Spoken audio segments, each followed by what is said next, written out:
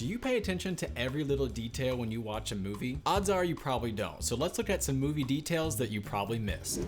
In Spider-Man Across the Spider-Verse, an inverted version of Nike's "Just Do It" sign slogan can be seen. That's kind of cool actually, don't do it, and the Nike symbol is flipped upside down. I wonder if Nike paid for that? Is this an ad or a sponsorship thing that they worked into the movie?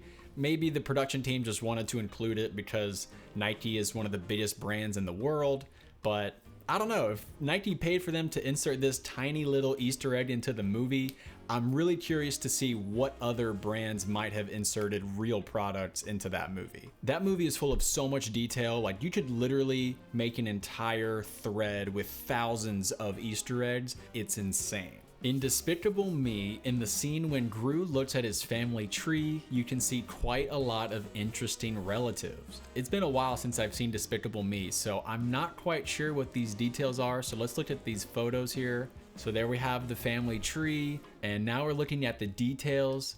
Oh, that's like an inmate? Okay, so apparently he has an inmate in the family tree. Little Pony and Charles? I would have never seen this detail in there.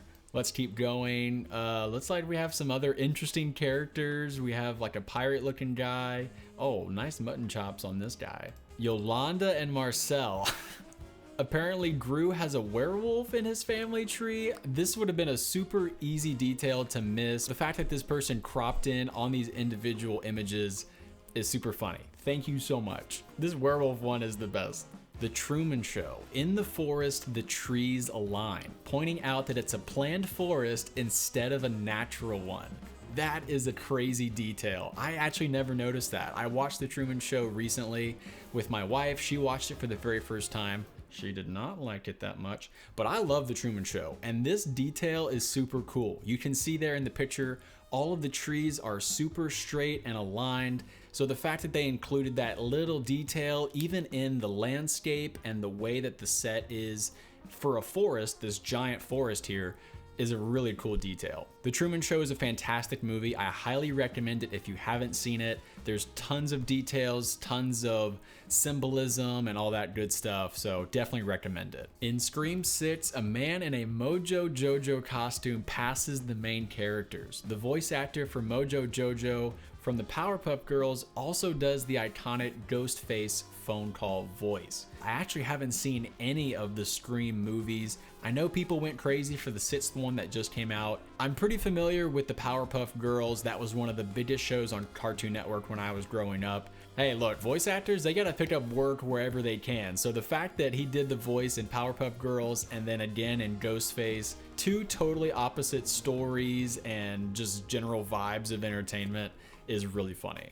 Terminator. The Terminator's vision and Skynet used real-life assembly language 8-bit code.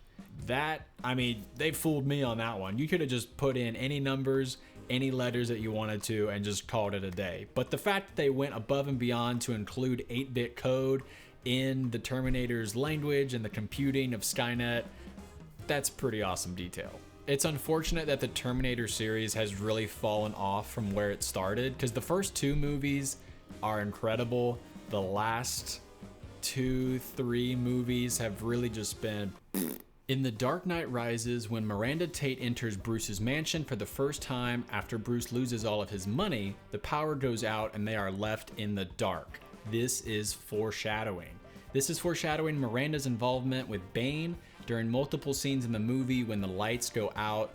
This is to signify Bane's involvement in that scene, i.e. the famous, "Oh, you think darkness is your ally." That's actually really clever. I like this pickup. I like this notice of that little hint of just using light as communicating something that's to come later in the story. That could be something that Chris Nolan actually planned out in advance, so the fact that they picked up on this detail is super cool. Even if it wasn't part of the plan though, I really like this concept. People love hating on The Dark Knight Rises, and I don't fully get it. It's actually a great ending to the trilogy. Some people have problems with it. I don't. I actually love that movie, and I love the trilogy overall. In Avengers Endgame, Tony Stark has a mini-map on his HUD displaying the position of his allies. Later, when they discuss using the van, Tony marks its location with a red pin.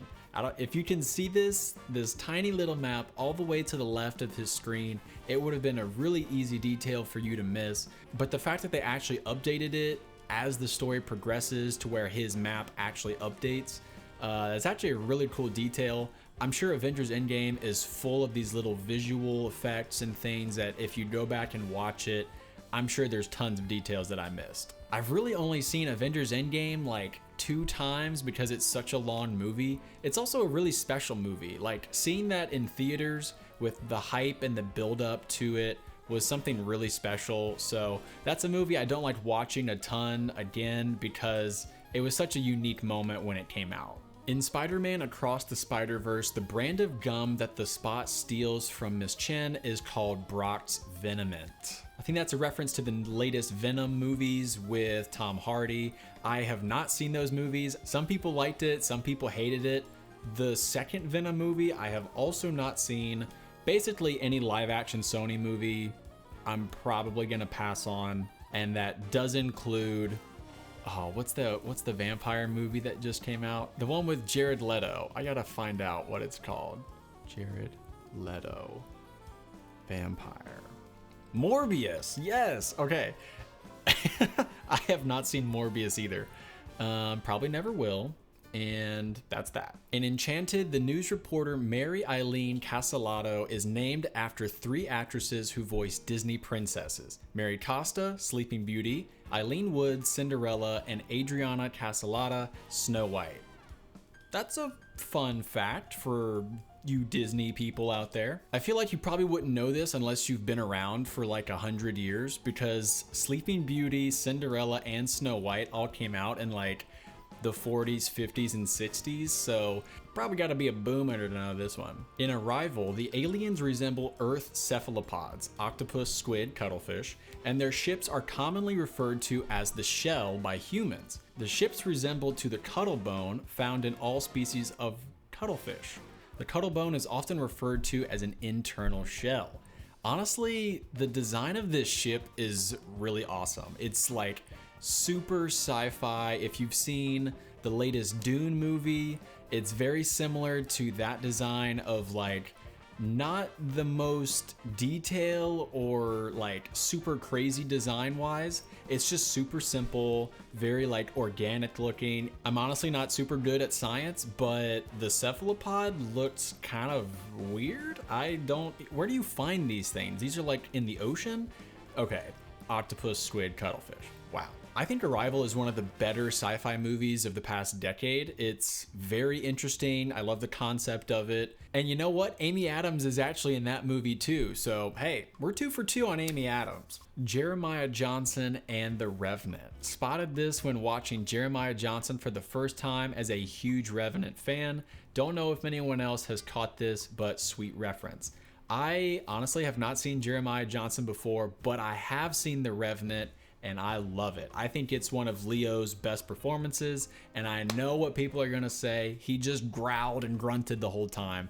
I know, but he did eat raw bison, and I think the way that he communicates with his facial expressions and just the character that he portrayed in that movie is the reason he won the Oscar, which he was overdue on the Oscar, right? We can agree on that. The Revenant is one of those movies I like to put on and just absorb all of the beautiful cinematography, the landscapes, even the sound design is super enveloping, and you just really get thrown into this wilderness story. In the opening scene of The Breakfast Club, Dr. Hashimoto is the production supervisor on the movie.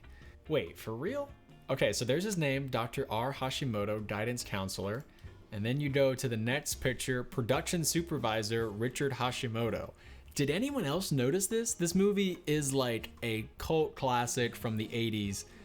And this is the first time I'm hearing about it. It's really actually not that big of a deal, but it is a fun little detail that I'm sure most people would have overlooked. This whole video is really inspiring me to go watch all of these movies, so I think that's what I'm gonna go do. If you wanna watch another video of mine while I go watch a movie, just click on your screen right now and I'll see y'all in the next one.